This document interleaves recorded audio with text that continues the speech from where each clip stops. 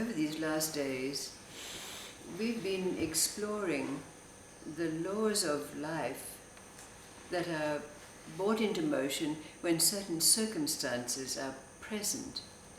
And this is for the purpose of endeavoring to answer the bigger question, what is it that's enacted when stillness and movement meet? Now today there are two stories from very different persuasions, but when we bring them together, even though they seem to be quite different in their content and purpose of telling, will no doubt come together in us to enlighten us or edify us in relationship to this big question that's been asked.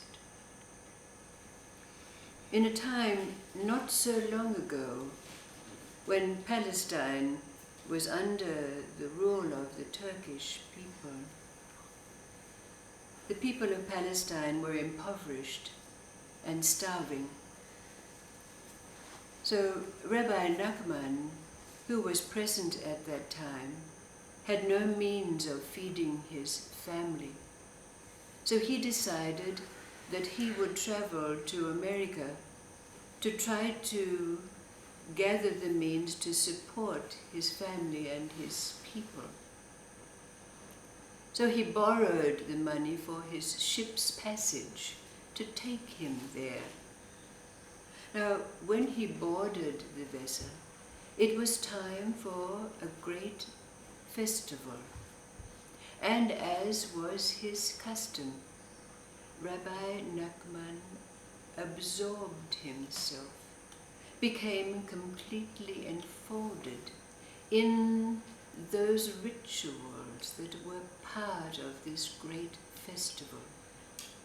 He lit the incense, he intoned the prayers and the chants in sequence.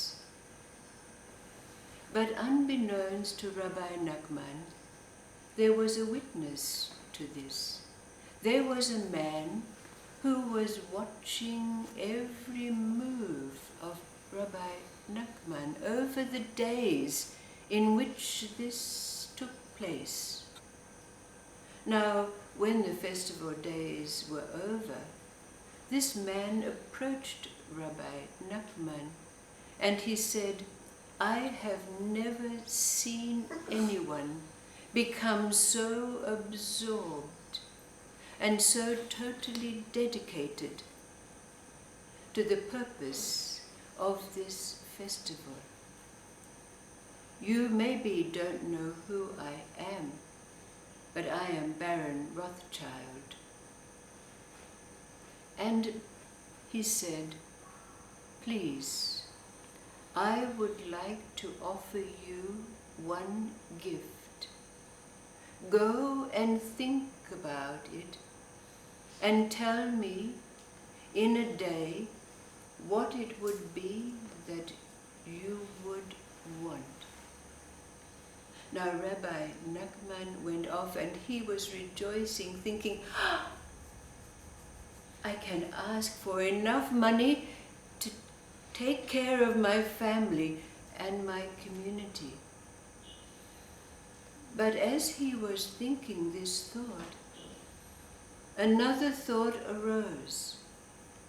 And that thought was, what about the people in the north? Because 2 days before his departure, Rabbi Nachman had received a letter from his brother, who was the rabbi in a community in the north of the country. And in that letter his brother had said, "Please, brother, when you go to America, beg for my people. Not only are they starving, but we've been beset by disease. My people are dying like flies of cholera. The children cannot be taken care of because their parents are too ill to even rise out of their beds. Please, do what you can to help us." And every time Rabbi Nachman had the thought that he could receive that which would support his family and stop them from starving, was overridden by this greater thought, the people in the north. So when it came to confront Baron Rothschild, and the question was asked of him again, Rabbi Nachman said, please, do whatever you can. And he named the community in the north and said, they have no medicines. They have no one to care for. They have no doctors to care for these people who are in dire need. Baron Rothschild said, I will do what I can. When Rabbi Nachman arrived in America, he immediately became busy going to the synagogues and seeking funds to help his own people.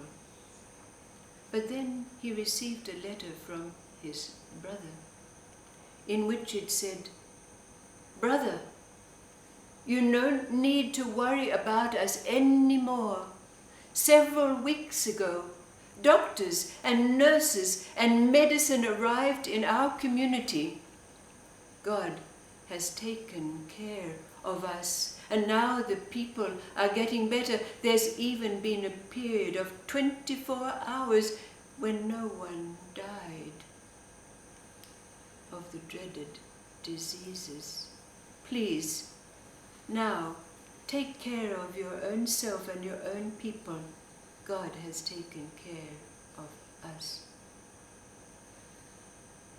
No one knew that this was instigated by Rabbi Nachman.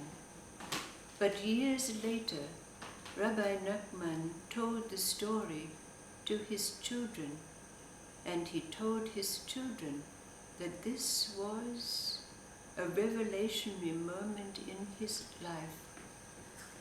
He discovered that there was something greater than the desire even to give support and succor and food to his own family. And then the second story is about a wandering monk. Now this wandering monk had been traveling for days without so much as finding a village or a hut in which he could find some rest and some hospitality. So he was greatly fatigued and also cold and hungry. And at last, in a forest, he saw a light which indicated that there was a hut some way distant. And he made his way to that hut and knocked on the door, and the door was answered by an old woman. And the monk sought refuge, and the old woman said, "Oh, you would not want to stay here." But the monk begged, "Please, I'm cold and tired and hungry. I'm willing to sleep anywhere." So the old woman invited him in, gave him a warm and nourishing meal, and set down a place for him to rest. But not long afterwards, there was a tramp, tramp, tramp outside the door, and the door burst open, and in came this being, looking like a wild man. And the smell of him was totally obnoxious to the monk who was resting on his pallet on the floor. Even though this man was dressed in a religious robe, he stank of blood, and his body odor was obnoxious and overpowering. This man said to his wife, "Who is this?" And she explained that it was a wandering monk. And this man, reeking of blood, opened the sack that he had in front of him and took out meat and began to gnaw on it, making the monk's stomach turn with revulsion. How could he find himself in this place? But what could he do? He had nowhere to go. So he remained where he was. But, unable to sleep, to his very great surprise, in the middle of the night, the man of the house arose from his bed, undertook some ablutions, put on a clean robe, and went out to the back of the hut where there was a little chapel. And the being went inside, and the monk could see that incense was being lit, and then he heard the deep intonations of the chant of the Lotus Sutra being intoned with reverence and holiness. The whole remainder of the night until dawn went in this way, with the intonations of this being ringing in the monk's ears. When it came to morning, the two of them came face to face, and the man, very humbled, said to the monk, "I am Josan, and I wish that I could be in the way of the Buddha. But in this life, even though I've been born as a human, I live like an animal, killing to provide meat for men to feed their animals. But," he said to the monk, "if you come back to me at a certain date, at a certain time, and certainly it is your karma that has brought you here so that this can be enacted,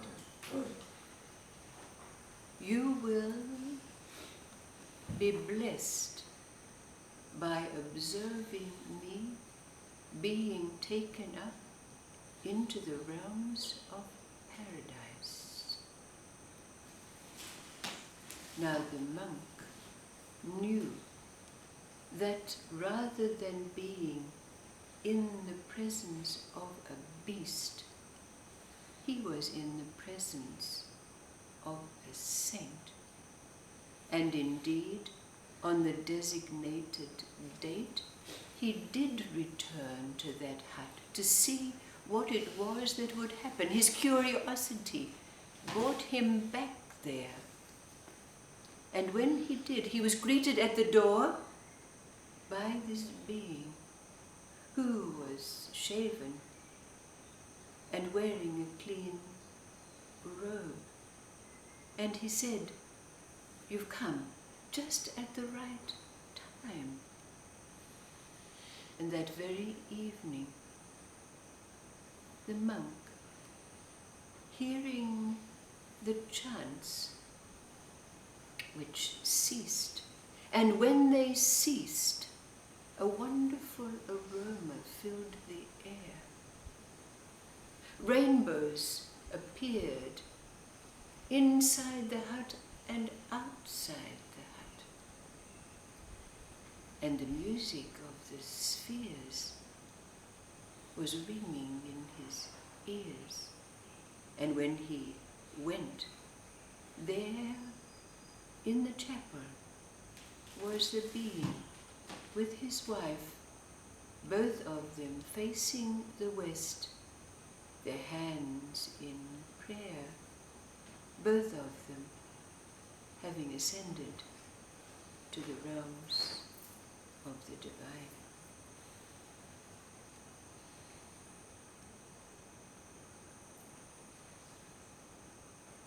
When we allow these two small stories to meet in us, we cannot help but glean an understanding of how the laws of life, which are brought into motion in the circumstances of our life, inevitably meet, because in all of the laws of life, stillness and movement are present. So that greater law is always being enacted.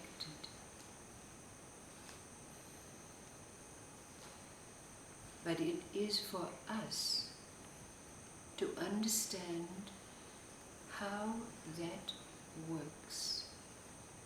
Otherwise, we do not have the ability to be able to impart it, to share it, to express it in life.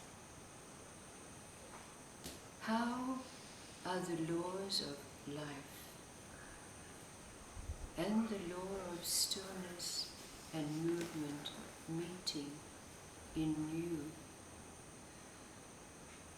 Surely, in the moments of life that are unfolding for us, we see more and more the enactment of this. How is it being expressed, though, for you? How is it being imparted? How is it being made manifest?